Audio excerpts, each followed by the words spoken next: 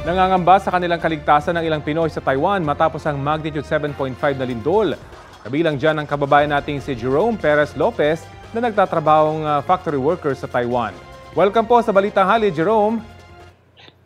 Hello po, balitang tanghali din po sa ating lahat dahil na po dyan sa Pilipinas po. Kumusta kayo, Jerome, ngayon dyan sa Taiwan?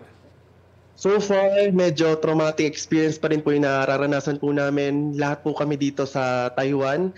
At talaga naman pong hindi namin inaasahan tong ganitong kalakas ng lindol po na naranasan po namin as of the moment. And may mga aftershock din po kami na experience po up until now. And please pray for us. Talagang hindi po namin to inaasahan po na talagang malakas na lindol po dito sa Taiwan. Yes po. Nasaan ka namang oras na lumindol ng magnitude 7.5? Ay, ano naramdaman mo nung lumilindol?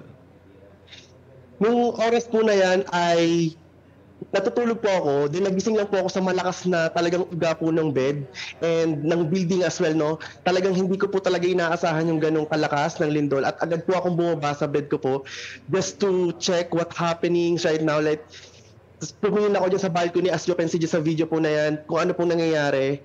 And nakita ko nga po at naramdaman ko talaga na may malakas na paglindol po talaga na umabot sa 7.5 magnitude po talaga dito sa Taiwan. Yes po.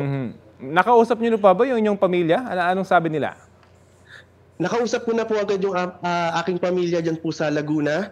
And binalita ko po agad sa kanila yung nangyari para po sa kaalaman po nila na okay naman po ako dito.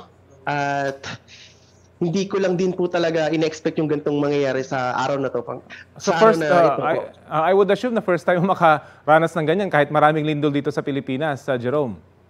Yes po, actually, sir, no, nakaka-experience naman po kami dito ng earthquake po dito sa Taiwan, but hindi po ganitong kalakas na lindol po na nangyari po ngayong araw na ito. And aware naman po kami na nagkakaroon po talaga ng minimal lindol po talaga dito sa Taiwan, but ngayong araw po talaga is hindi po talaga namin ito ini-expect na ganitong kalakas yung mararanasan po namin dito sa Taiwan. Anong advice ng mga otoridad sa inyo dyan ngayon? Nagkaroon po kasi kami nagkaroon po dito specifically po dito sa dormitory po namin sa company na magkaroon po kami ng sa bayang baba sa evacuation site po namin dito sa aming dormitory, okay. no, na agad-agad po kaming bumaba, sundin yung mga rules and yung mga i-cover yung aming mga ulo para po sa kaming kaligtasan, and agad naman po silang rumisponde. Lalo na po yung aming mga coordinators po na napakasipag po talaga sa pag-respondi po sa mga kababayan po namin dito. Lalo na po dito sa amin, sa mga factory workers po dito sa company. Very quickly, Jerome, alam ko malawak yung inyong network. Meron ba kayo nababalita ang mga nasaktang Pinoy dyan sa lindol?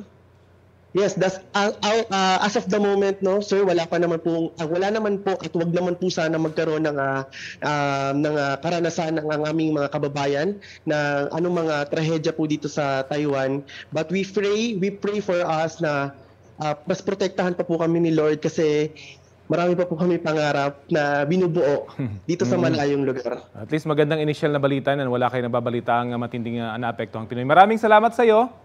Maraming salamat din po, sir. Si Jerome Perez Lopez, ingat kayo dyan. Kapuso, alamin ang maiinit na balita. Bisitahin at mag-subscribe sa GMA Integrated News sa YouTube. Sa mga kapuso abroad, samahan nyo kami sa GMA Pinoy TV at sa www.gmanews.tv.